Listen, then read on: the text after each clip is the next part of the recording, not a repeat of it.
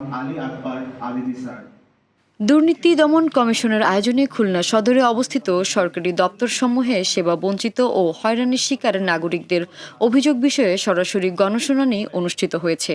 25শে মে রোববার সকালে জেলা শিল্পকলা একাডেমি মিলনায়তনে এই শুনানি অনুষ্ঠিত হয়। গণশুনানিতে প্রধান অতিথি ছিলেন দুদকের কমিশনার মিয়া মোহাম্মদ আলী আকবর আজিজ। একটার দিকে আমি একটু আলোকপাত করতে চাই যে আমরা আজকে প্রতিশ্রুতি দিচ্ছি কমিশনার বাহাদুরকে, যে বললাম, জাল হাসানকে বললাম যে হ্যাঁ ঘুষ দেব না, প্রতিশ্রুতি দিচ্ছি। আমার মিউটেশন হবে তো সময় মতো। অনেক প্রশ্ন, ঘুষ তো দেব না, কিন্তু না দিলে কি করবে? দুর্নীতির বিরুদ্ধে তারুণ্যের একতা, গর্ব আগামীর শুদ্ধতা, এই স্লোগান নিয়ে খুলনা মহানগরে সেবা বঞ্চিত ও হয়রানির শিকার নাগরিকদের অভিযোগ সরাসরি শুনতেই এই অনুষ্ঠানের আয়োজন করে দুদক।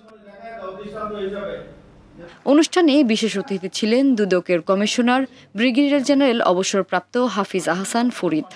বাংলাদেশের একে অপরের হক মেরে খাওয়ার মতো এই কুসংস্কৃতি, বিষাক্ত সংস্কৃতি সম্ভবত পৃথিবীর আর কোথাও নেই। দুর্নীতি কিন্তু এখন আর সরকারি কর্মকর্তা কর্মচারী, রাজনৈতিক নেতাকর্মী, স্থানীয় মাস্তানের মধ্যে সীমাবদ্ধ নেই। দুর্নীতি এখন ঘরে ঘরে, পাড়ায় পাড়ায়, সমস্ত জায়গায় ব্যাপৃত। কারণ গত 16 বছর দুর্নীতি চাষাবাদ হয়েছে এই দেশে। খুলনার জেলা প্রশাসক মোহাম্মদ সাইফুল ইসলামের সভাপতিত্বে অনুষ্ঠানে স্বাগত জানান দুদকের খুলনা সমন্বিত জেলা কার্যালয়ের উপাচার্য মোহাম্মদ আব্দুল ওয়াদুদ।